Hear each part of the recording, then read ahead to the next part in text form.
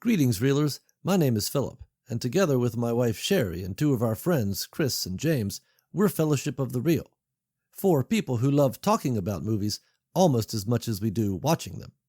We hope you will join us as we dig deep into cinematic masterpieces and some that are, well, maybe not. You have an opportunity to be the 5th host of our little show. Click the link in the show notes and leave us a voice message telling us what movie you would like us to review. You can also reach out on our Facebook page, Fellowship of the Reel. From all of us at Fellowship of the Reel, thanks for listening. Okay, on with the show. At this point in the movie, I'm like, okay, well, here's what you should have done. And I'm thinking... Yeah, right. It's one of my favorite openings ever.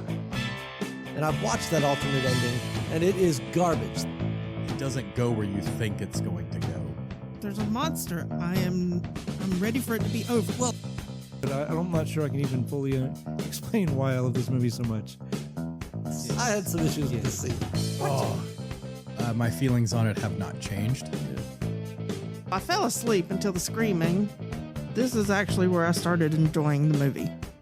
This is one of my favorite scenes in all of cinema. I thought that should have been cut completely. Why? Well, I'm sure it's artistic and you just don't get it. Okay, here we are.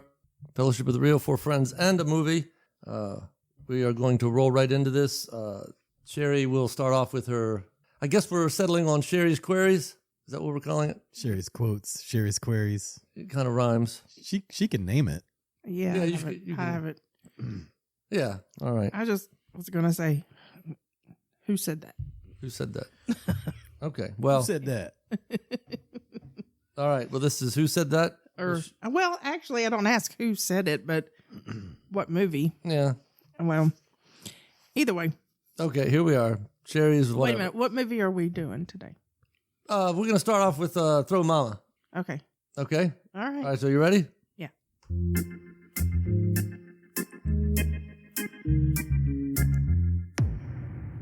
All right, Sherry. Okay. The first one I have is I hear this all the time and didn't really understand it until I looked into it. But anyway. All right. Who said or what movie did Hold On to Your Butts come from? Jurassic Park. Yep. Sam Jackson. Yeah. I was struggling. I might have got there eventually, but I was... No, it was actually a 1986 movie starring Rutger Hauer and a guy that said, "Hold on to your butts." That's what she was referencing, not Sam Jackson and them. Probably, yeah. Well, no, I was referencing Yeah, Samuel L. absolutely. Jackson, but I didn't know if it came from somewhere else. But that's It who could I hear it quote, and I didn't realize I'm stupid. I didn't realize he was talking about your cigarettes. Well, that's what I was about to say. I might have always assumed that he was talking about your butt, like, yeah, hold on, but... Yeah, like very put similar. your, Like, yeah, exactly. Yeah, your knees head, between your- yeah, put your head between. But he's talking about put your head between your knees. That's it.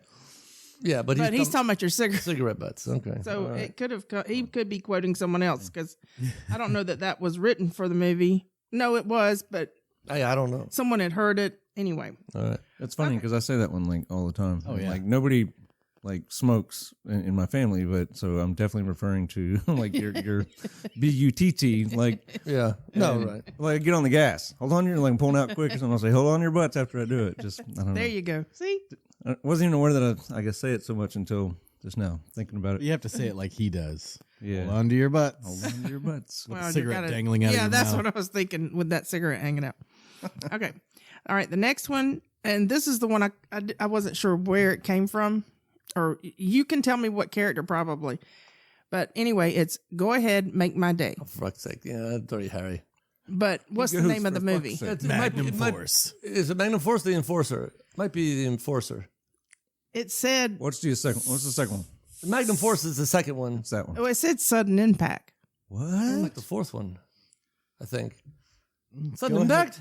Do you feel lucky is the first Yeah, one? because Magnum Force is a man's got to know his limitations. Okay, yeah, there you go. Dirty All right. Harry's I Make thought My it was Day. I thought it was the second one. Yeah. Oh, so Yeah. he has one for every movie? Yeah. So Oh. Yeah. Magnum Force is man's got to know his limitations. This is me trying to redeem myself. Dirty Harry is Make My Day. The third one was Sudden Impact? Or the Enforcer? The third one might be the Enforcer.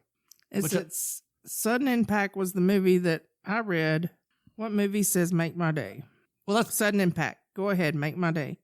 No. It's a catchphrase from the 1983 film Sudden Impact. Spoke by Oh, character. fuck me. I'm also Mary Callahan. Do you feel lucky, Lucky punk? Punk, yeah. Is the God? We That our fire I didn't this realize- show's canceled. I didn't realize that it was are only 5. for movies. No, I knew there were several, and I was like, okay, well, which one is? Go ahead, make my day. So what is the official orders? Dirty Harry, Magnum Force, Oh, I didn't pull The that up. Enforcer, Sudden Impact, and Deadpool. Deadpool. Yeah. Okay. Yeah, But it's all the same character. yeah. Dirty Harry Harry. Callahan. Dirty Dirty Harry Yeah. Callahan. Yeah. He hates everybody. Okay. And Deadpool is the only one where Deadpool doesn't make an appearance. That's the only Deadpool in the franchise.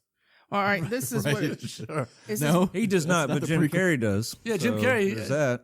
To a Guns N' Roses song, "Welcome to the Jungle," when that was big or whatever. This is what is Dirty Harry's famous line. Is did he fire 6 shots or only 5? And all the Well, to tell confusion. you the truth, and all this lost- excitement, I kind of lost track of myself. So you got to ask yourself one question: do I feel lucky? Well, do you, punk? Yeah. Yeah. Okay. So, God, See, sorry. Well, gotcha. Damn. I'm so embarrassed On a right now. technicality, I guess. Right. Well, Yeah, but look, but it, like, and if it was Star Wars, like, and he said Star Wars in the quotes actually from Empire, I'd be like, oh, you missed it. So There It you was go. Harry Potter.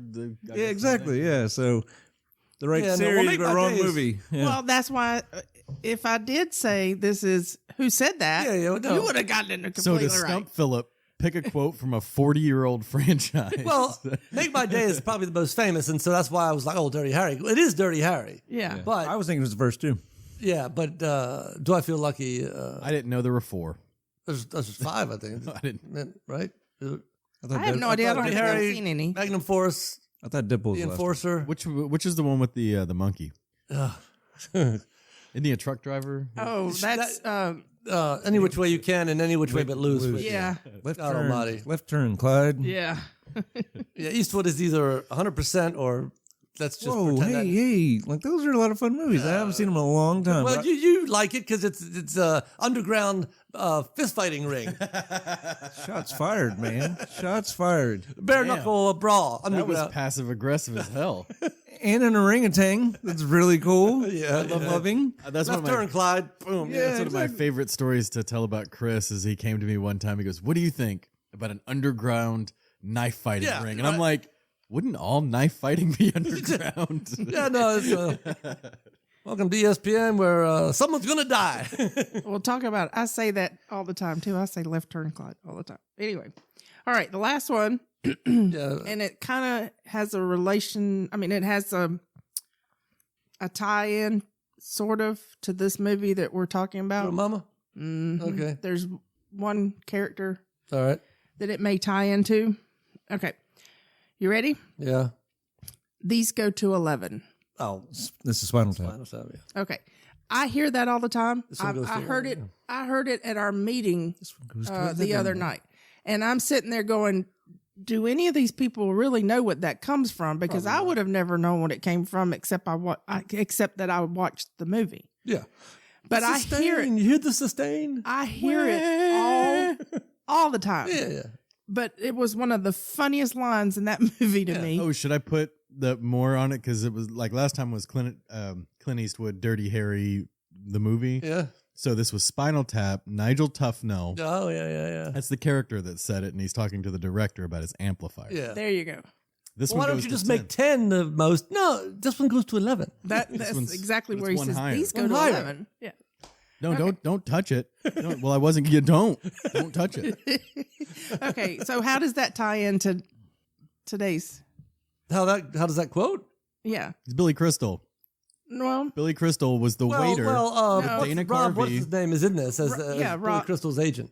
right. Well, hang on. I was going Yeah, Rob somewhere. Reiner. Yeah. Yeah, Rob Reiner. So Okay. Rob Reiner directed Spinal Tap. Yes. Billy Crystal was in Spinal Tap. Oh, he was? Was the mime waiters. Yes. Him Oh, and I Dana forgot. Carvey was the other waiter. I did not know Dana Carvey. Oh, see, I didn't even realize that. I just, when I was See? watching last night and I saw Rob Reiner and I thought, oh, You want to get nerdy? Let's get nerdy. Yeah. I had you no go. idea that Dana Carvey was in that. And I completely forgot about Billy Crystal. Dana Carvey's also in the first Halloween, I believe. He's one of the deputies.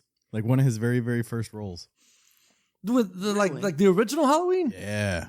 Really? Uh-huh. wow. I'd have to go back and look Yep, at he's just God a almighty. deputy. Yeah, I in don't the remember that at all. Like all, and I know Dana Carvey's done lots of things, but I guess I always see him as The Garth. man's in my his head. mid to late 60s. I always see him as Garth. So like as soon as you said that, I saw Garth like in Halloween. Like if he just like keeps killing people, I'm gonna better. That's what I could hear in my head is Garth like getting ramped up about all these murders. That was a horrible Garth impression, but y'all got the idea. Sure. All right. Well, Or did we? I'm a little chagrined about the Dirty Harry thing. I knew the quotes, but I completely Didn't make your day? Rocked him. I did not feel lucky. Sherry has rocked Philip. Oh my God. He is sweating. He's in a panic. I don't know why I should even go on. All right. Sherry's like, did Phil miss 4 or 5? I don't know. Welcome. Yeah. This is James, your new host. Yeah. Right. Gonna be running the board, so if everybody's turned down, don't worry about it. Yeah. I'll go cut your grandmother's grass or whatever. Hey, that would be appreciated. Yeah. All right, Sherry. That was a slaughter. All right. You're welcome. Sure. Okay. This is my this is Sherry's pick. Yeah. Yes. Throw-Mama. Yes. That's funny. Yeah, I don't think Sherry would have picked the other one. That doesn't sound like a her Agreed. But pick. like when we started watching this, I told the wife it was your pick, and then I don't know, somewhere in there I was like, no, wait a minute, no, this is Sherry's pick. This is not movie reminds me of Philip 100% of the time. Phil's. The creepy Danny DeVito for sure. No, just and he's gonna say it. I'm just gonna say No. it first before he gets to it. Is a writer writes always. Oh yeah, no, that's fine. That is what he says just in life. That is his. To me, I've Oh yeah, no, I love that. a phrase that I could apply to Phil. That's it. Yeah, no, I say that constantly. All right, Well, it's a That bit. and I have a headache behind my eye. I have a headache in my eye. Yeah.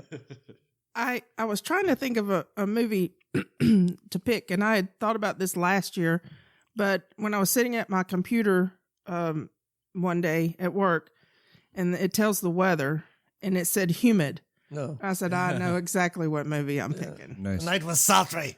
Gonna kill the bitch. I'm gonna kill her. I'm gonna kill the bitch. Get you anything? Yeah, get me a chunky. And yes, because Philip likes this, and we do watch it. Yeah. All right. So let's. We're doing Money Craig's fans. Let's get into that. All right. I don't see any papers in front of you today, so you don't. I'll do the Money Craig's unless you have something to add. No. Okay. Cool. Throw-Momma-From-The-Train. I was very surprised by these numbers. Critics liked it okay, 64%. I looked at Roger Ebert's review, and he thought it did not live up to its potential, and I think he gave it like 2 stars or whatever. He thought it wasn't nasty enough, like it was trying to be a dark comedy, but he didn't think it went dark enough. Maybe, but critics have 64%, 3.5 stars or above. And this really surprised me, especially when we talk about the box office here in a second. 54% of the audience, which to me is way low, gave it 3.5 stars or above over the course of its life so far. This movie came out in 1987, so I thought those audience scores should have been higher. But this is Rotten Tomato scores, right? Yes. Yeah, so I always feel like, and I've said this before, I think, like always, I wonder, and I feel like they had to, because Rotten Tomatoes was not around in 1987. Right.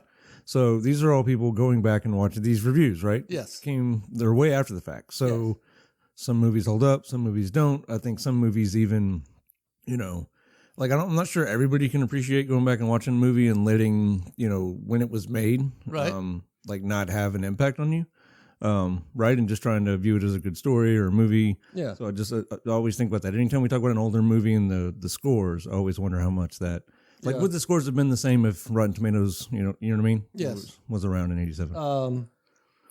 Now, that being said, the box office belies those numbers because it had an estimated budget of $14 million, which it's not a lot.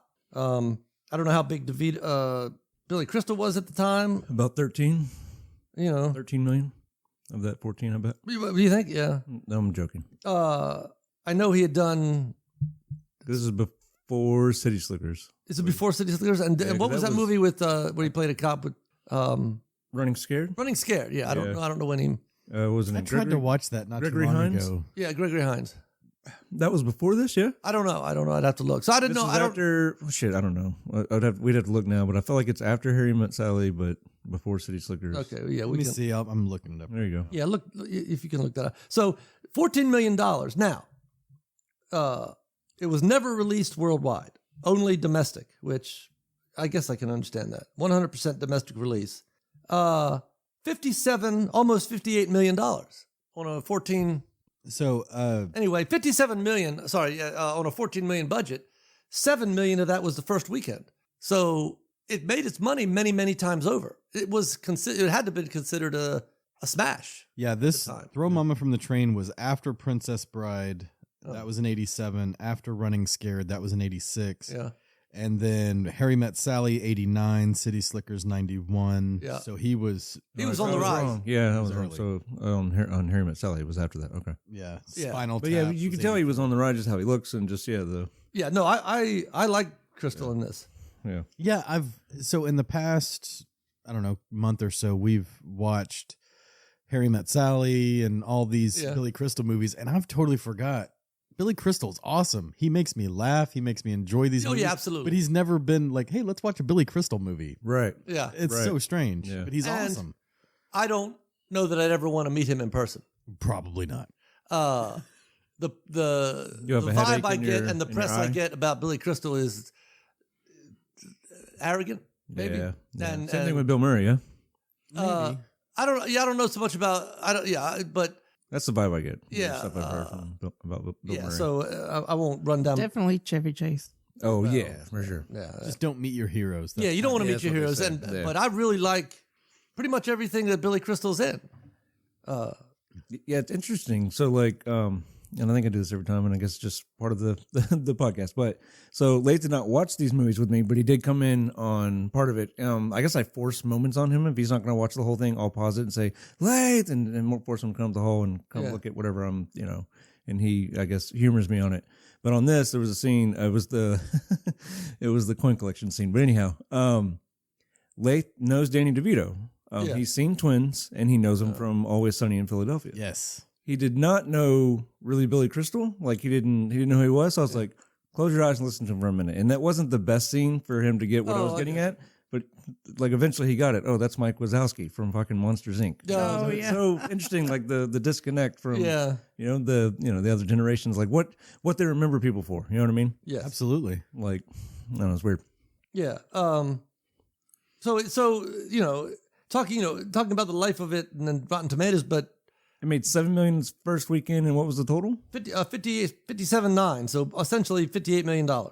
Yeah, and it stayed in the theaters for a while and kept climbing. Because Yeah. nowadays, like, you got to make your money in that half your fucking budget opening weekend, or you're going to be out. You know? Yes. So yeah, they probably let movies run a little bit longer back then. But yeah, if it made $7 million, so yeah, half its budget, and then kept going. Yeah.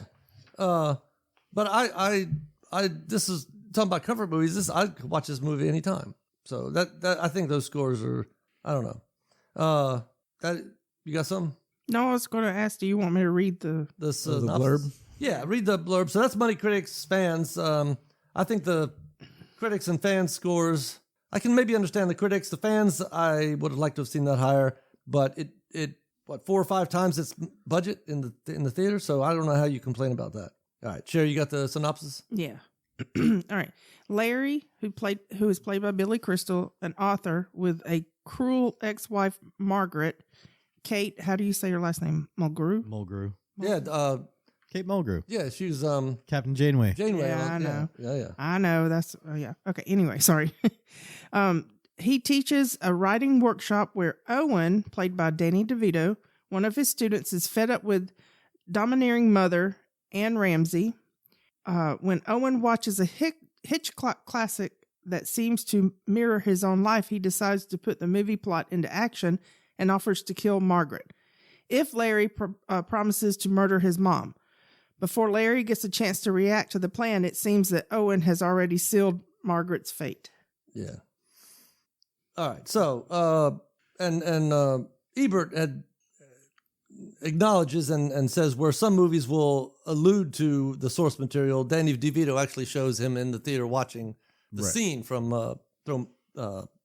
Well, With some Strangers on a Train. with some creative license, yeah, because he cuts it back and forth out of order, and Yeah, sure. you know what I mean. yeah, Strangers on a Train. Yeah, that's Yeah. But yeah, show Strangers on a Train. so this was Danny DeVito. He directed this. Was this one of his first ones that he directed? I wonder. 87, because Bed of Roses. War of the Roses. Did he direct that? Yeah, he directed War of the Roses. That was later, I feel like. He was in a movie called Drowning Mona. I don't know if he directed that. That's a good movie. That's kind of a dark Throw-Momma-From-The-Train was 87. This would have been his first theatrical movie. He had a few TV movies and Really? TV This is his first series. theatrical? Yeah, this is Throw-Momma-From-The-Train, 'Cause he was, 87, 89, War of Roses, He was what? Hoffa, Matilda. He just went on.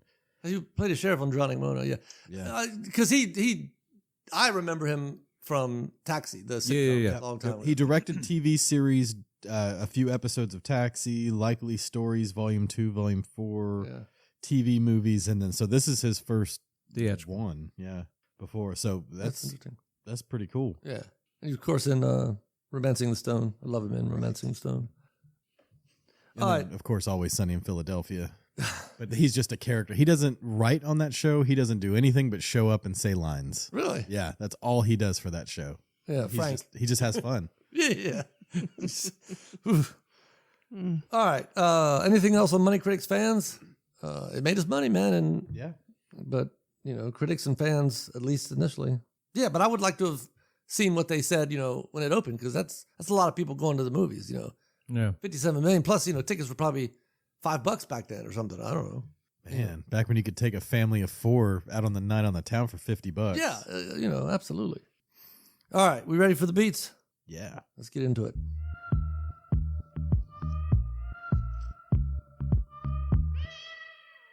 And there you are.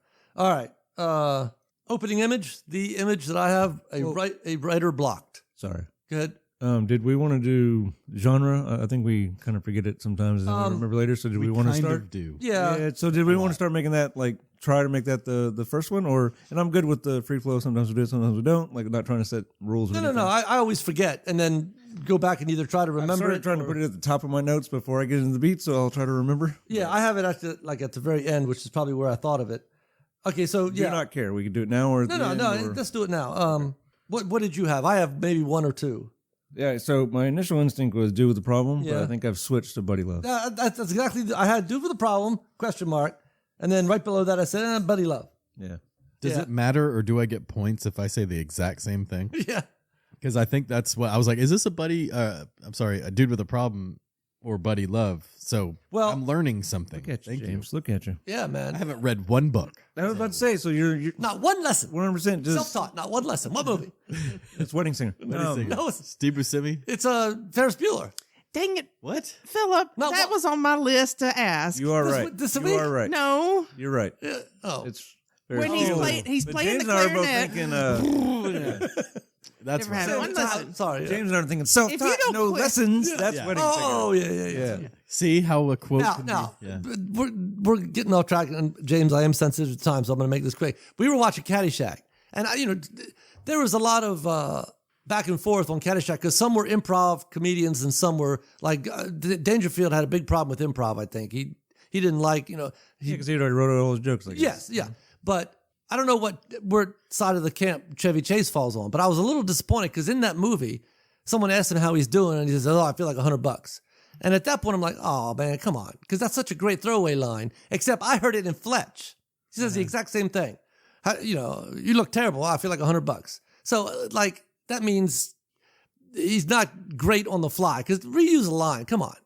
Yeah, he can be. I mean, I don't want to meet him in person, but I he might be very quick, or he might rely on old standbys. Yeah, I knew when I heard that I was like, oh, I was disappointed that he reused that line years later in Fletch or whatever. Anyway, Sure. So, but yeah, I'm absorbing all this through osmosis, essentially. Yeah, you haven't read any of Catboy's books, and you're not doing any of your own research, Right, looking I'm up just the kind of beats or copying anything. how you guys kind Well, of do. I'm learning cool. with the audience, I guess I'd say. All right. Well, Well, I this- didn't it's know how just, much research you were doing or not doing. That's cool. Not really. it's just it's a way into the story. I just find it a simple way into the story. There are others, other systems, hundreds of other systems, or you could be what they call a pantser or a plotter, where you just and we're going to get into this with the opening scene. How you come up with a story, how you break a story. But I just think, it's very hard to me, I think, to find a movie that you can't crack with with No, absolutely. I think with his 10 different genres and his beats. I mean, yes, and maybe like as we've discovered, not every movie adheres to the beats, and some were even written before he published his beats. Yes. But it's, I just think it's the best way to kind of analyze and crack a story, whether you're writing it or reviewing it. Yes. Now, this could have helped Billy Crystal out. Mr. Donner, Larry Donner, could have helped him out quite a lot because I love this movie, but it is the typical way to represent a writer and how he writes, and Sure. no writer writes like this. No, you're not a writer if that's how you're writing. Yeah. Oh, you just stare at a blank page and wait for it to Well, come to that you. and just even like to start it, the night was like you had no fucking idea what the rest of it was. Like, why get hung up on the one word, right? Humid or moist or whatever the fuck you're gonna write, and then move on to whatever was supposed to be happening in the scene, right? He didn't even know. That's what I'm saying. Even if you didn't have it like plotted out, right? If he's a pantser and not a plotter, Yes. you sat down with some idea, a Yes. character or a scene, and you couldn't get past 3 words. Like, But people see these movies and they think, well, that's how writing is done. yeah, and I get it is visually, you got to absolutely show not. it, but it was annoying. I was annoyed like right away. Yeah. Okay. I'm sitting there screaming at him. Pick a theme. Find a character and put him in a situation. Go. It's not that hard. Right. Anyway, so he is completely blocked now. His block has a lot to do with his ex-wife and the absolute animosity he has for her. Yes, sir. You had something. No, I was just going to apologize. I know it is really a dated film because he is using a typewriter and paper and wasting paper. And so, and then, of course, later on, the phone booths, that kind of thing. You don't see that. So, I mean, I know that dates the movie, but. Well, yeah, but I still dig the whole phone booth shuffling. It's good. I like it. So and even the paper, it was the times, and then to show all of the crumpled up pieces of paper. You know what I mean? Just how much he's, it's a visual for how frustrated he is, and sucking. You don't see a wastebasket full of crumpled paper when you have a laptop. I don't know that I could have been or done any writing on a typewriter. You've never written on a typewriter? No. Okay. No, absolutely. Like that word processor type of thing. I have, and it sucks because when you mess up, you know what I mean. Yeah, absolutely. And we had you're halfway through a sentence and you think of a better phrasing, and you just delete. Oh yeah, right. No way. But I love the clicking of the keys and just the way it sounds. Yeah. And having to load your paper. Like I love the I guess the rawness of it. It's really cool. you can buy keyboards now like that. They click. Yeah. I just think it's true. All right, so if you were so that's the opening image of Billy Crystal. Now we talked about Buddy Love. As we get into these beats, I think it's a two-hander. Yeah. Anyway. So Owens, I had a note, I guess, about his opening image. It's, abusive mother and he's got those murderous thoughts. So they introduce that like right away. They're both, yes. So they are both blocked as a writer. I think Owen is blocked with a physical block, his mother, and Larry Donner, Larry has a severe emotional mental block. I didn't think about that because he doesn't have a problem writing. Yeah, and he's producing more than Larry does. But the mom is very, who are you writing to? You're writing a letter. It keeps interrupting. The constant keeps interrupting him outside, whereas Donner he can't because it's just so much destroyed inside. Which I just not thought about, like, because we were just discussing being, how that writer's block is not really depicted, true to being a writer, right? But trying to write and someone interrupting you and having murderous thoughts about killing that fucking person, that is definitely true. Like, leave me the fuck alone while I'm writing. Sure. So No, absolutely. But I mean, I've got a sign that essentially says that, Okay, so for instance, like Steve, I'd want to kill my mom if she was doing that. Sure. But maybe you probably know more about the story, but I heard like that Stephen King was having a fight with his daughters or something, and he went in and wrote The Shining, right? Or something. I don't know. That's news to me. Okay, yeah, so might be true. I think it was The Shining, or maybe I think it was The Shining. I want to say maybe Pet Sematary, but I think it was The Shining. And he was having a big fight with his kids, and out of that went in and wrote The Shining. Yeah, with all the angst and working. Yeah, right. So if I have that much angst, I'm writing a story about my fucking ex-wife being literally destroyed. For sure. But this guy, because he talks about write what you know. Phil, the guy in the class, well, I'm just doing what you told us. Write what you know. So, which I don't. But he's just so angry he can't even. You prescribe to that because I don't at all. Like write what you know. Like, well, you got one story then. Yeah, exactly. Your life story. So I can never write a character. I always think of like Lucas in Star Wars. So he wrote what he knew. Wrote what he knew. Did he? Like that's. No. I hate that. That's one of the worst writers. He used the hero's journey and basically painted by numbers except put it in space, and it was amazing. I'm saying, yeah. I think that Like it annoys me. Write What You Know does better for like Taylor Swift and writing songs and stuff. Yeah, Nice. but And her you can't ex-boyfriends. isolate yourself just to what you know. Yeah. I mean, there's like I nuggets want to write a of it, story, but- you know. Yeah.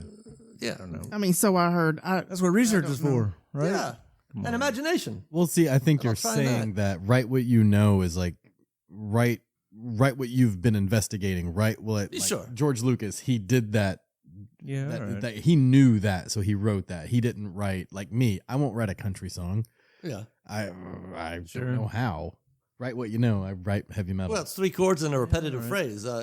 You know. Well, You know. no, I could totally write that, but I don't want to. You're right. Absolutely not. I don't know how to write a good country song. Because I mean, Lucas took the hero's journey Right. and used every single one of those beats. But the hero's journey doesn't say anything about androids and space Wookiees. or Wookiees. So you know, He just plug and played, but he wrote what he knew, which was that arc. yeah, right.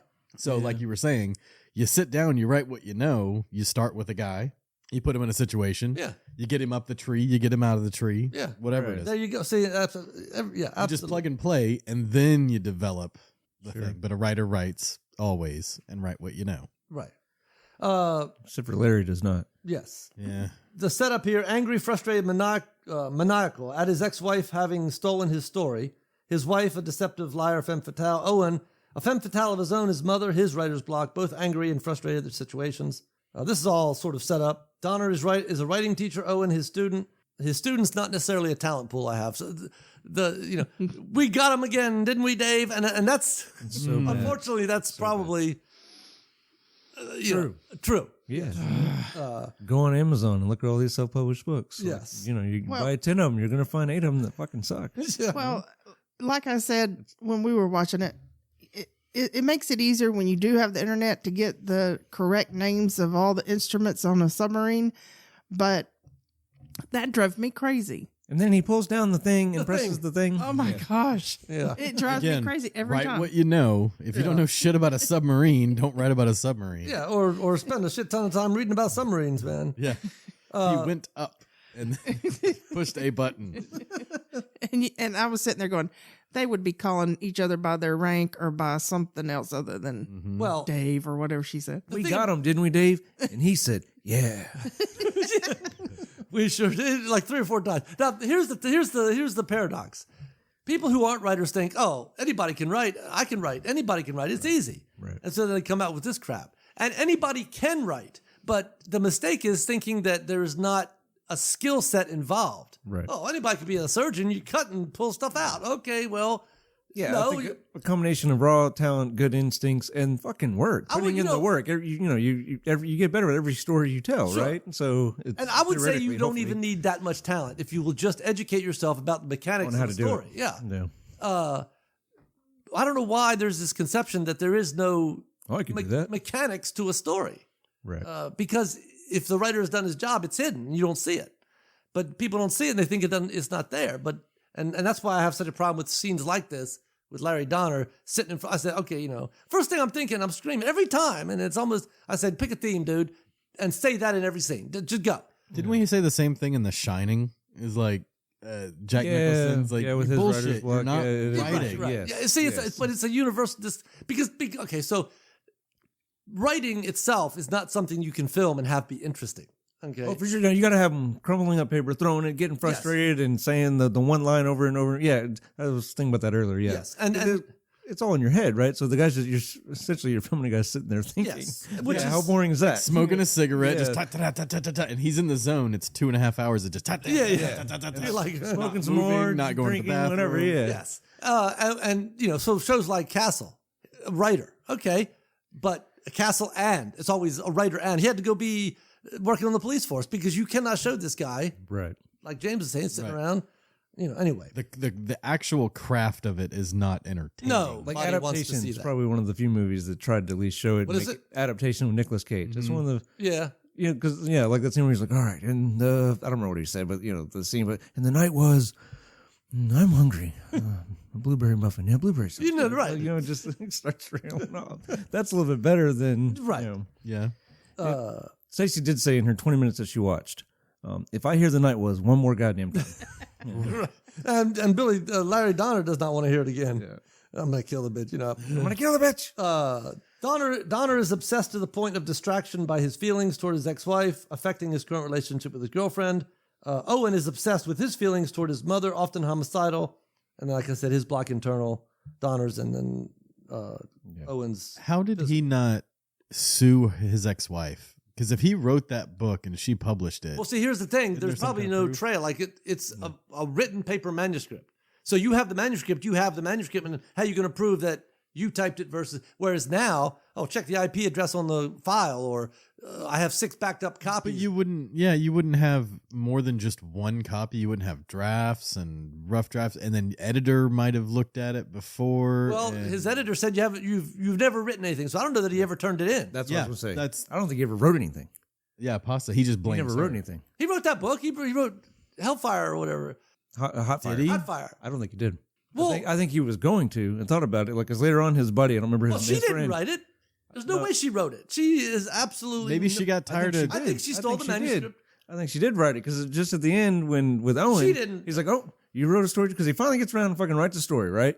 And then Owen wrote a story about their adventures too. Yeah, but he yeah, goes, yeah. she's like, "Well," because I asked her in the interview, "How'd you write it?" And she's like, "Well, it was just easy. It was my life." He goes, "It was my life too. It was our life or whatever." So they both had the same Well, I experience. want my life back. Yeah, because she took his manuscript and now he's. But they both wrote off their experiences, just like he does later with, because it's all Yeah. right what you know. Because his buddy says when he's being interviewed by the police, well, you don't think Larry did it? You don't think he killed his wife? Nah, man. Because Larry never did anything. Yeah. And when he comes in the beginning to help him out, he's like, no, I've been writing. Oh, yeah, what'd you write? He looks at the typewriter and he says, oh, the night was. You've been on the night was since July. Well, You know yeah, what I mean? but That's one of my I favorite attribute lines. that to the angst for his. Yeah. Because I thought at some point he he's not- mentions manuscript. He's more of a hack than damn Jack in The Shining. This guy. Yeah, that's kind of what I was thinking too. Is like he hasn't written anything. Everybody His Breaking around the 3 him- is finally fucking doing something in writing. Yeah. Yeah. I mean, That's why I was jump so ahead. mad when, again, spoiler alert, Owen comes to him and says, "Hey, I wrote a book and it's about me, Mama, and my friend." Oh, It's yeah. like, Yeah. Right. He thinks this happened to him again. And I'm not saying he couldn't tell a better story, but I don't think he did, man. I think Okay, she just I- wrote it. And he might have been writing a shitty book at the time his ex-wife was writing. I refuse to believe that she wrote anything. Sure. And have it You be just good think because she stole it, I think huh? she stole it. Yeah. I think there's a line where he says my manuscript though. I'll have to go back and watch, but Yeah. He could have been delusional. because how does he get an agent if he like? I've given you assignments and you know. He hadn't And done you haven't those. done any of them. That's why he gets fired. Yeah. Yeah. And they were friends. or Yeah. whatever. Okay. All right. Yeah, because even they says you haven't done anything. All right. Well, It's a writer that doesn't fucking write. Well, yeah, but she didn't. I just know I cannot believe she wrote that. There's no way that character had the ability. Because she's a woman? Is that what you're No, saying? because Philip? she. Come on. Because whoa. she. Because at some point. And he said, yeah, we got him. Okay. His anger flares at the. All this is going to get cut out anyway. It doesn't matter. It's just anyway. His anger flares at the slightest reference to his ex-wife. I hate her. I wish she was dead. As obsessed as Donner is with his ex-wife, so is Owen with his story and getting feedback, stalking Donner everywhere he goes. Did I come at a bad time when on the train or whatever? There's a lot of setup, I think, and Yeah. while I can label the beats, I think I was very surprised when I got to a certain point and the movie was almost over. You know. Right. At this point, Donner relents and gives advice on writing because Owen wants to write a murder mystery. Yeah, Owen was stalking him, kind of. Because Oh, yeah, he was. straight up. Because Larry was dodging him, Yes. basically. Yeah, he picked up his manuscript to read it in class and then puts it down down. and then picks up a different one. Yeah. And, Because he thinks it's just not good and Well, he doesn't yeah. want to. He explains at the laundromat. It was it was a murder mystery with two characters. and yeah, And to maybe your point, I guess, about because I feel like this guy's a writer hadn't written anything. He says enough to know story, right? And Yeah. to coach Owen a little bit. So it just well, I hear you. I want to believe that he wrote a manuscript and she stole it, and that is what made him so mad. well, how did he become a professor? I would have thought he would have had to have had Yeah. something published. He or, probably has a English degree or literary degree. He said at some point, does he say he went to Yale or something? I can't remember. Yeah, I he think did. does say that. Throwaway line about But it. to be a professor, don't you have to have something Well, community published? college. Yeah, not when you're teaching a writing class at community college. Yeah. Oh well. You have a pulse and you show up on time. I think they'll let you teach. I don't know. I don't know. Maybe he was like Raymond from Everybody Loves Raymond. Maybe he wrote I don't know. Sports columns. columns or something and was trying to write a novel. Yeah. I don't know. Donna relents and gives him advice on writing a murder mystery. They discover they have something in common, the mama and the wife. So that at that point, and then we learn that Donner is dropped by his agent because Donner is unable to write. He sends Owen to the movies to see a Hitchcock film, right? You want to see a movie with me? No, Owen, I don't want to see a movie with you. It's late and, you know. And his clothes in this movie, Billy Crystal's clothes, like he's got sweatpants on and shoes that are untied, the tongue's hanging out on these shoes, and he even has like a tank top on at one point and then a jacket on. I'm just like, what is going on with his clothes? Yeah, no, he's an eccentric writer, yeah? well, he's I guess. he's flopping his way through life at that point, I think. All right. Blaming his problems on other people, stealing his stuff. Sure. wanting Yes, to get but- people to Because he feel even sorry is for messing him. up the. Sorry, I didn't mean to talk over you, No, but he's go even messing up the. Because it seems like I don't remember her name. The Beth is interested in him, but like he keeps He fucking can't let that it up. go, 'Cause, yeah. every time they start to move forward, he brings up his fucking Oh, no, ex. it's she's like, I'm out of here. It's in Yeah. Brushfire. Every time that you mention anything with his ex-wife, he is absolute crazy. Yeah. Oh, I guess kind of dumb now. I didn't catch it. Like they're on a train earlier when they're making out and no one's Oh, there. yeah. Strangers on a train. Oh, yeah. Oh yeah, that's true. Yeah, throw mom from the train, strangers on the train. Yes. So creepy. And then they're reading the book in the pulls little up that choo-choo they chip. could. Yeah. Did I come at a bad time? Yeah. And then when Donner and his girlfriend are in the bed, they're reading the choo-choo train book. So Oh, nice. yeah, there Lots of train. train motifs throughout. All right, so at this point, I think the story starts to function on two tracks because Owen gets a catalyst first and has a break into two first. Owen, I think, is in the second act before Donner.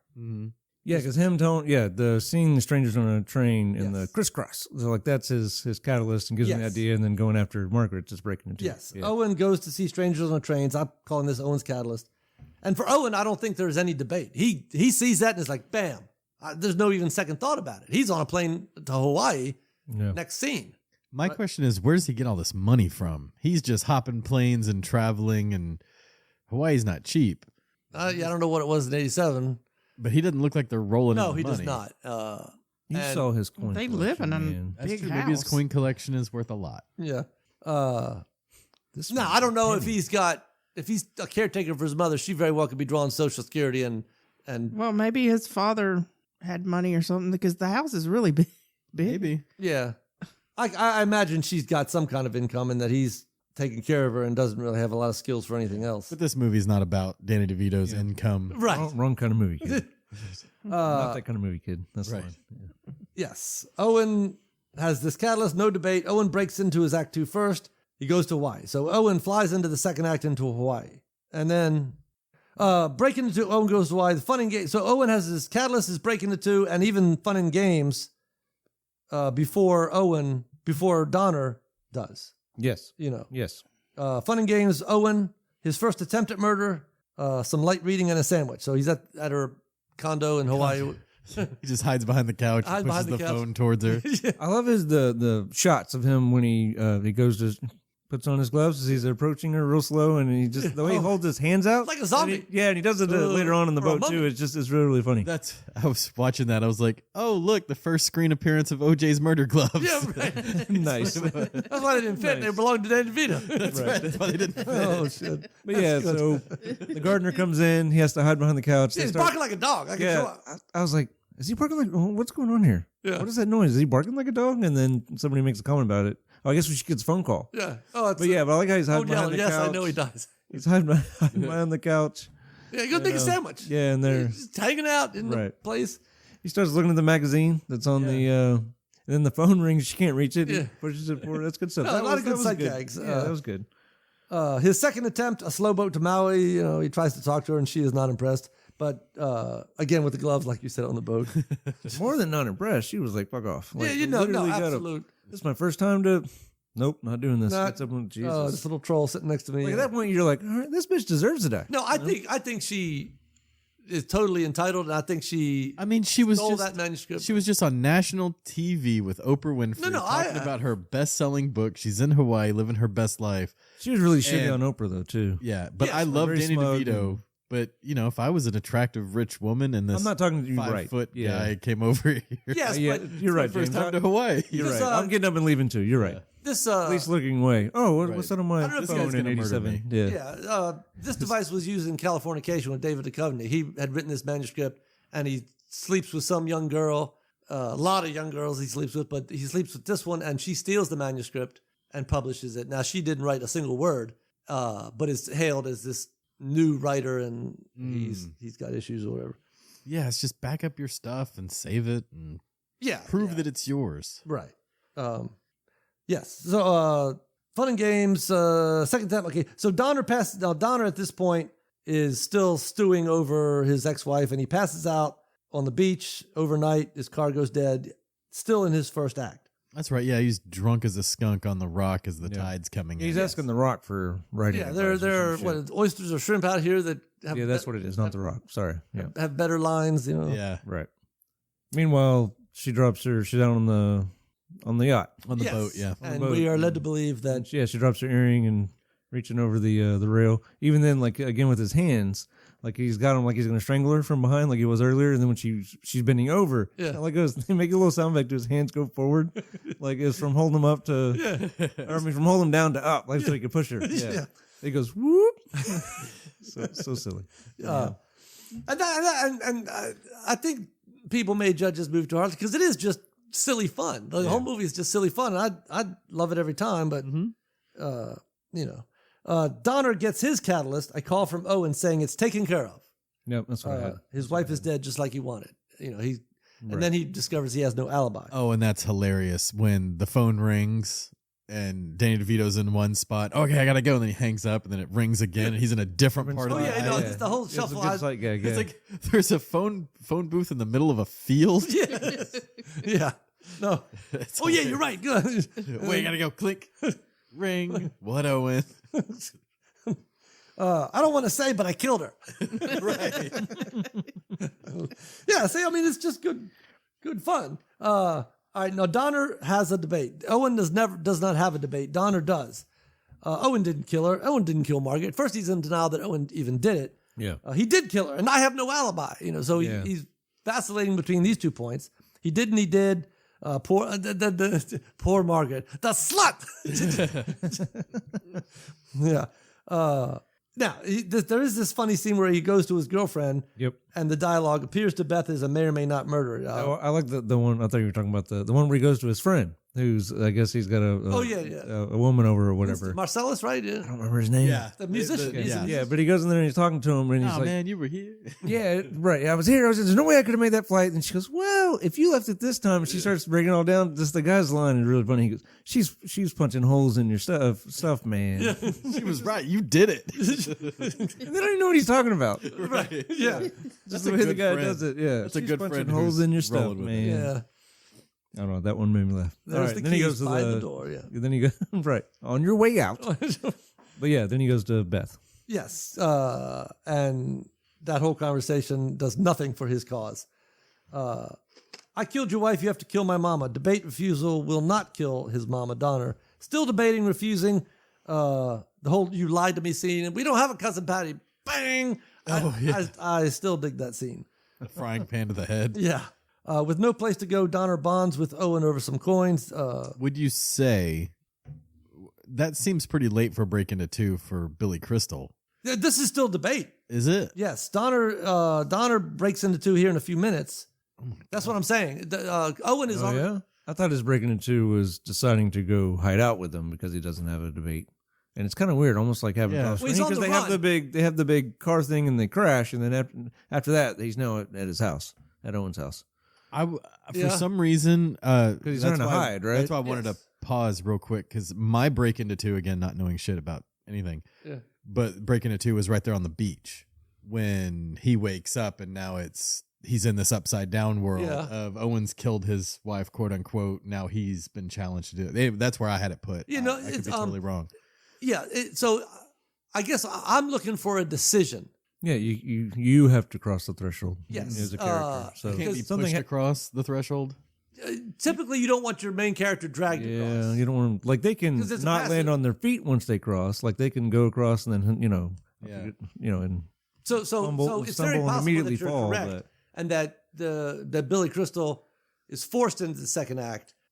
Well, because the catalyst is always something happened to him, right? So I agree with you that it was Owen calling him, going, "Hey, I killed your wife." Wait, what? I think that's the call to adventure, the literal call. Okay. Yeah, then the catalyst. Yeah. Yeah, because I'm just like the second act seemed But he has weird. I to- couldn't place it. And the third Something act happens, is and he has to decide to act. So what is his decision? I felt like it was Well, he deciding to hide with Owen, but you said it was about to happen on your it's notes. with no place to, because all his students in a few minutes will tell the same story. Yeah, he said, and then he said, I hate her. I wish she was dead. I hate her. So I don't know that he can go hide out with them. Plus, he's been bonding or had more interaction with Owen lately. Right. So it seems like a natural place. Plus, Owen said he killed his wife, so he goes over there, and now he's being hunted by the cops. He doesn't want to go back out. So I guess I understand logic-wise why he's at Owen's. Yeah. But he keeps saying, you've got to do it. You got to kill her. I can't. He keeps saying. Owen at his wit's end. So Owen now freaks out and he said, "I'm going to do it. I'm going to," and moves to go kill his wife. And Billy Crystal or Larry Donner stops him, and it seems like to calm him down. He says, "I'll do it." I'll do it. Yeah. And so at that And if point, the whole movie's about crisscrossing, killing each other's, mom and wife, then I guess him saying, "I'll kill your mom." I guess that is. I'll do it. Break, and yes, and is given the plan and stays at the house to do. And now, at some point, he doesn't do it. Yeah. But this, I think, starts getting into the fun and games. Yeah, that makes more sense. I think as the break into two, like you were saying. Now, yeah, because when we get to the third act, it's even worse as far as these. Yeah, no, I was gonna say. I mean, if that's and I guess that's kind of where I had trouble with the beats too, because they're real weak. He still debates the whole time after he's broken into two, because if he's truly all right, I'm gonna kill her. Then fun and games could be him trying to truly kill her, and then she keeps inadvertently stopping him somehow or messing it up. Sure. But he stops himself because he can't do it. I'm gonna kill her, but he just said that just to shut Owen up. He has no intention of killing her a lot of the time. I feel like right. Up until she gives him the right word. Yeah, right at at the the end, third yeah, act, the right I word. think he's at that point he's on the lam. Yeah. So he's off the rails at that, literally, train and all that. Yes. Right. Which we can get to. Donner's breaking into two, joining Owen in the act two. So I think at that point, now they're both talking about the murders, Yeah. So so at this point, the fun and games that I have, because Owen has been having some fun and games, but now they can both have them together because he has joined him in the second act. Donner's girlfriend and students tell a consistent narrative. Then he said, "I hate her. I wish she was dead." You see these being interviewed over and over again. Owen makes plans for Donner on the ledge, Owen to the lane. So he's going bowling, puts Larry out on the ledge, which he's not up for. Now the cops finally get around to interviewing Owen. A plan gone awry. Owen seems a little miffed that his mother that he's still there and his mother may not be dead, and looks like he's going to set him up. Yeah. To be arrested. Yeah, he starts asking, he's hiding in the pantry, and he starts asking the cops, "Hey, could you grab me the sugar or grab me this?" Yeah. Seems like he's a little disappointed and angry. Back to the lanes for Owen, so they decide a second plan. Donner wants to leave but can't. Owen has mama killing fantasies at the bowling alley. Now, I looked this up and I couldn't find it anywhere, and probably they didn't want to reference it. I think Sharon and I both noticed it. This second attempt at Donner trying to kill his mama, Owen's mama says something absolutely racist. I don't know if you catch it. Maybe. When she's laying Go ahead and say it, Phil. When she's Say it laying loud and proud. Put it in the trailer. Make sure this is when she's laying down? No. When Larry is talking to her and they're walking, and he's telling her something, about Owen and blah blah blah. She says, "Get out of my way, you something bastard." Okay. You took out the best word. You took out the hinge point of that. Look, you didn't write this movie, man. Okay, she turns to we had and I heard that, and I've always heard it, and I thought, okay, well, this is an opportunity, so I rewound it, and the subtitles came up, and the subtitles will not print it. It says, Whoa. "Get out of my way, you beefhead," and I'm thinking, okay, well, this is a stranger in the Alps situation right here. Okay, this is what happens when you take a stranger to the Alps. This is the subtitle that they will use for Big Lebowski when it's put on TV. Yeah, because when you fuck a stranger in the ass. Yes. Yeah. But so this is for educational purposes only, and I don't know you what. can't not say now because I guess I didn't. She says, catch it. "Get out of my way, you black bastard." Wow. Yes, I was floored by this. Oh, that's right. She called Billy Crystal black. Yes, yeah, you black bastard. Like, what? What? And I guess I don't know if this was to portray her as heinous or and despicable. Yeah, I think just despicable because obviously she was probably just giving him a tertiary look and just with her bad vision just saw his hair. Yeah, I mean, so her vision's as bad as her tongue. Yes, you sure. know? Like as far But as She's an old racist She's woman. an That old happens. racist. Yeah, Not the actress. but the She's- subtitles wouldn't print it. the subtitles. Get out of my way, beefhead. Yeah, beefhead. I BEEF. did see that. I did see Yes, that. Yes. crazy. And I'm like, that is not what she said. And I tried to look it up online, the racist line in Throw Mama, and nobody. Because the other one, because it's a PG-13 movie, they obviously had to make it Yeah. a little bit lighter. But the other one was the 20 women I'd like to port. Yeah. Oh yes. Now he says the F word. Oh, You yeah, can he read his says lips, Yeah. and he says F, but It's pork. there's a voiceover, not subtitles. I mean, so they went back and overdubbed that Yeah. to pork. That's funny. And I meant to look at what the subtitle said because I thought it said something different. Yeah, I'd have to go back and look at that. That guy always cracks me up. What was your name? He's like, no, leave her alone. Don't even think about Don't it. even Pinsky. think about it. Yeah. So keep swinging, Pinsky. Keep swinging, Pinsky. Now that's the only book that like during his interrogation, the cops are looking at this book. Yeah. Not even asking him At the questions. very end, his book had been published. Oh yeah, Yeah, it's sitting on the coffee table. It's a Yeah. table book. Yeah, That's coffee table material for sure. yeah, absolutely. Did But anyone I else had to notice- notice. I had to note that. I'm like, Yeah, that's crazy. I guess I skipped right over. Didn't even. This notice goes to what Ebert was saying, that it didn't realize its potential because it was meant to be a dark comedy, but it didn't. It pulled back at crucial moments, like scenes where you're talking about, where Billy Crystal is really trying to kill Owen's mama, Yeah. Right. and having lines in there like that, make it dark, like you're laughing but you're uncomfortable. That's a dark comedy, right? There's a movie called Very Bad Things, which I think really achieves this. That Oh, yeah. Very Bad Things. Yeah.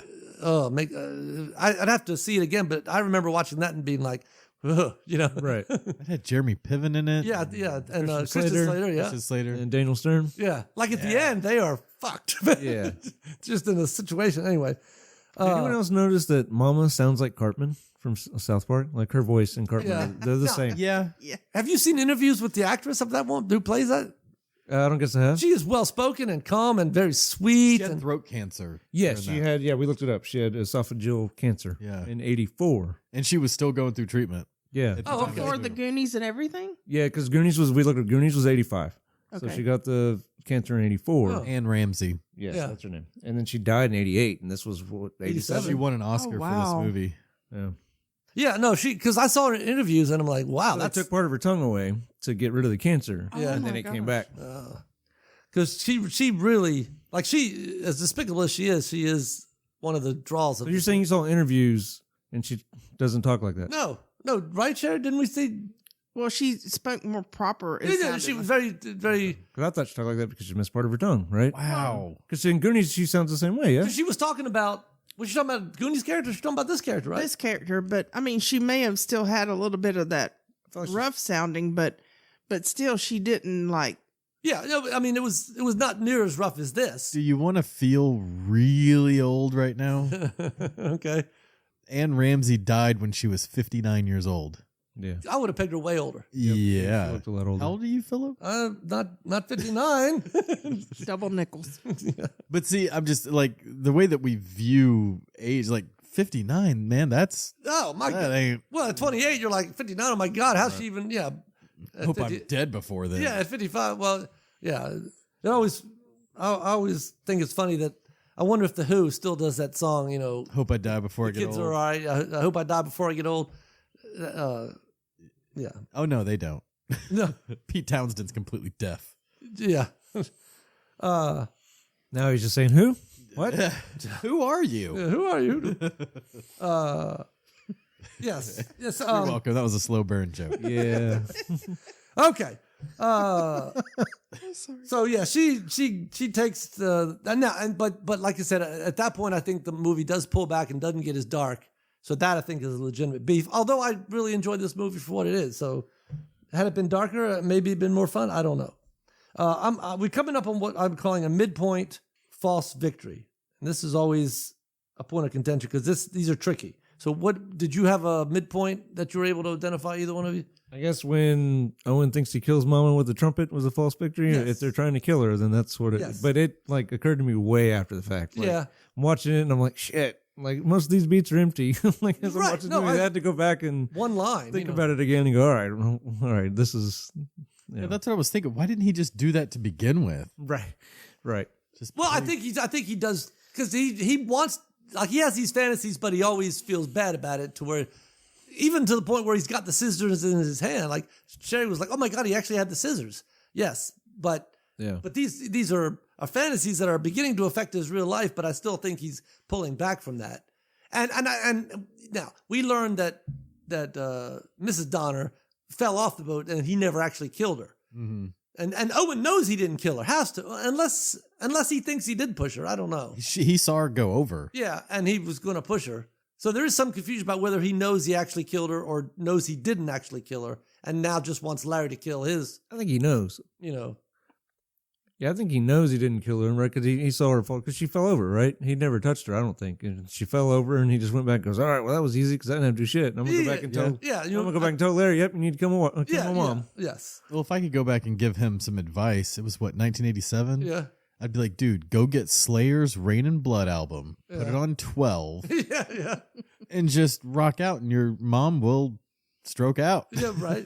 She'll freak out and just go. If the trumpet did it, Yes. Rain and Blood will definitely do it. I got you.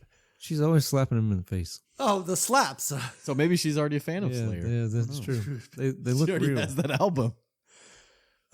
Midpoint false victory. Owen kills his mama, so he thinks, is what I wrote. Yeah. All right.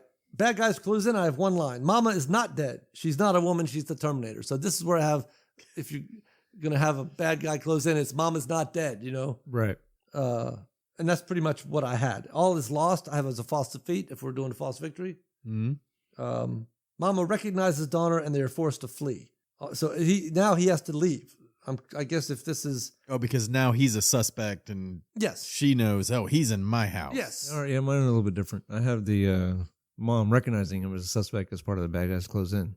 That could be. I can see that. Because for me, the all is lost. And again, it's a false defeat, but it's when he finally, because he doesn't really want to kill her, when he finally gives in, when she goes, the night was sultry. And he's like, I'm going to kill the bitch. Like, he finally gives in. It's like, yeah, I'm going to kill her. Word. Yeah, see, I have that as the Dark Night of the Soul. Like, Yeah. so we're hitting around it, but yes. And Around it because they're a mess, but they are absolute mess. Because the movie has got like 10 minutes left at this point. Pretty much. Yeah. that's some quick storm in the castle. Yeah, right. Dark Night of the Soul, he's on the run, but unfortunately he's on the run with Owen and his mama. So now he's stuck with these two that... I have no idea where they came. I don't either.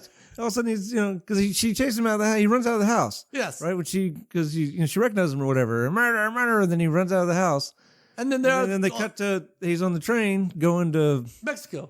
but then they're with him. I'm like, what the fuck? Yeah. Well, how are you going to throw Mama from a train if she doesn't get on the train with you? I'm with you. Look, the night was moist, okay? That was an actual meeting with Danny DeVito. Well, we got to get Mama on the train so we can throw her from it. Sure. And but Mama is subject to these rants and then like totally forgets she had the rant and then loves Owen. He's fat and he's stupid. Oh, Owen, you my boy, my sweet boy. So she could totally be, I'm going to call the police. We got a murder in the house. And then 5 minutes later, riding on a train with this guy, like With Owen's friend, yeah. Yeah. Yeah. Probably got mental, lapses, I don't know. She looked pretty mad Well, when she was sitting there. yeah, she's mad about everything, Yeah. And they're talking to, and then, Yeah, because she sultry. Yeah. Like, I mean, yeah. Yes, and- she was sticking it to him.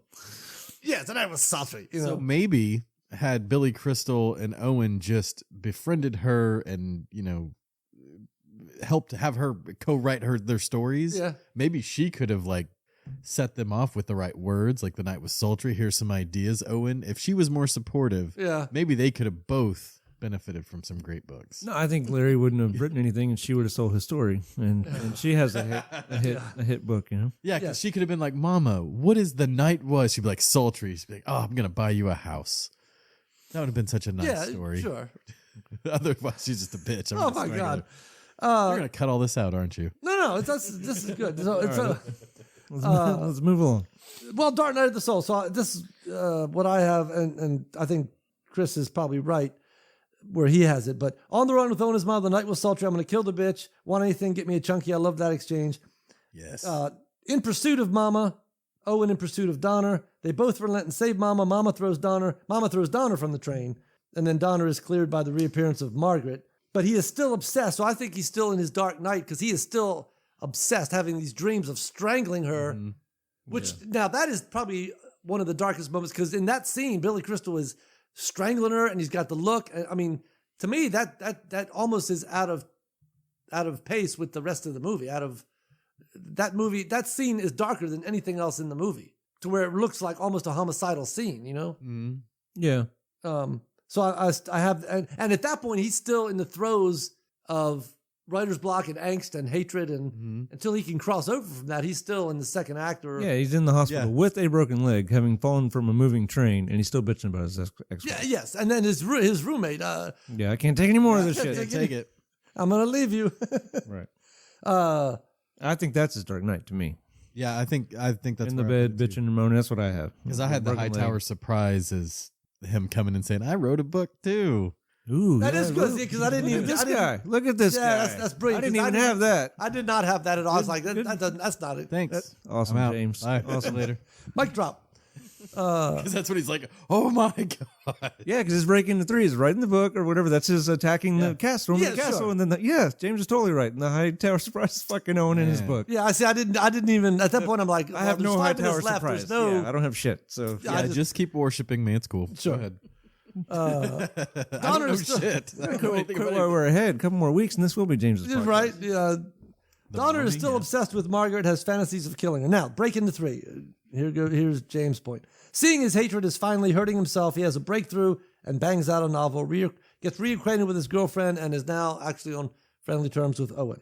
Yeah, and I don't know if they meant this, and I just thought about it as we were talking about it. Like, he falls out of the train, right? And you don't see where he lands, but theoretically, he falls right out of the middle of the door. Yeah. He probably landed on the tracks, right? Right. So he's back on track now. Oh, yeah. I mean, I hear you. I think you're reaching. Where's the bell? I think you're crediting the movie maybe with too much intelligence at that point. I mean, that's good. Yeah. And Danny DeVito would probably take that all day long. But I don't, Anyhow, as you were. Owen's block has been removed as well. Natural causes. Donner has a momentary setback, but it passes. Now, this led me to believe that maybe Donner probably needs to get some anger management if things are going to set him off, because he immediately goes back into that rage mode. Mm-hmm. He's going to have setbacks as a writer. You're going to write something. We do this all the time. Come up with this idea for a script, maybe even write the script or finish the script, and then 2 weeks later, Oblivion will come out with Tom Cruise, right? That's the one. That's the one that always goes in my head when that kind of shit happens. That's always the one. We wrote a movie much better than fucking Tom Cruise's Oblivion, and then it was too similar. So so that's going to happen. So we lost. But he's ready to kill Owen. Right. Mm-hmm. Well, and to your point, if he truly did write that manuscript and she literally stole it, he just, and he was, all his writer's block, all his things, all his bullshit. He finally got back to writing again, wrote what he thinks is a good story. Then here, Owen, I wrote a story too.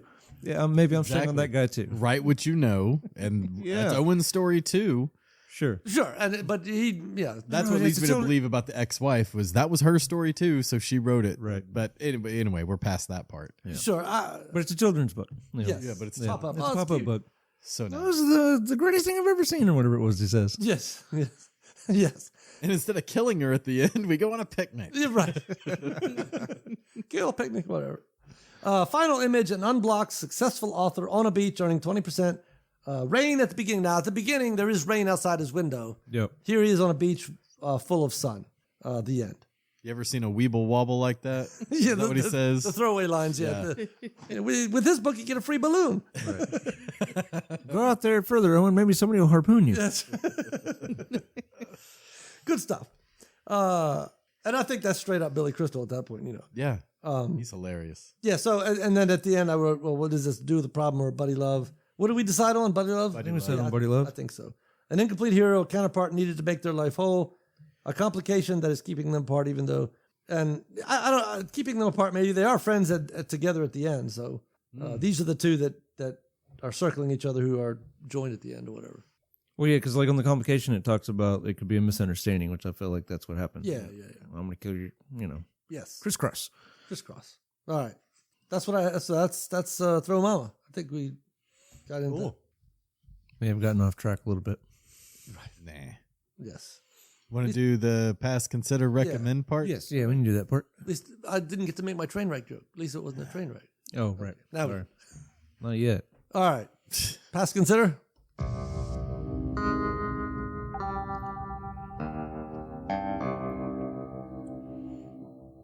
All right, Sherry, this was your pick.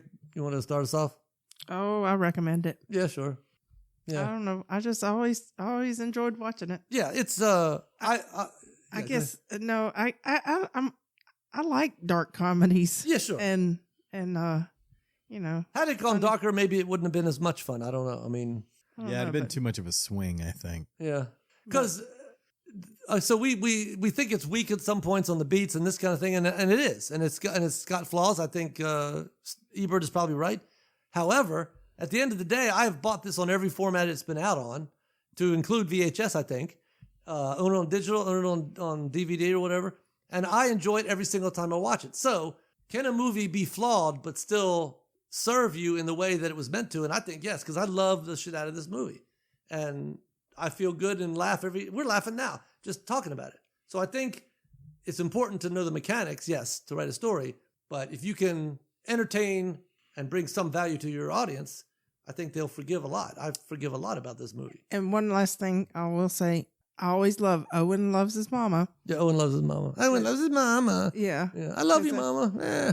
Because I say that about our cat. Quigley loves his mama. Yeah, right. Just imagine living in a house like that. Of Owen loves his mom. See, like it's like you're being bullied on a playground by your mother. Under your mother, yes. Right. And then physically abused in some cases. Slap. Those slaps are not, like, I don't think she pulled back. No, she really hit him. Yeah, I'm like, DeVito has to be saying, like, okay, don't hold, because those are, No, he said don't hold back. She didn't want to hit him. oh, really? Yeah. Yeah, she Because had to it hit sounds him. like hitting a side of beef. Yeah. Well, he's got a big head. It's true. Cows. Okay. Anyway, I total recommend. I think it's a fun movie that I feel good about every time I watch. Yep, I agree. Totally recommend. It's just one of those classic movies that Yeah. they're great.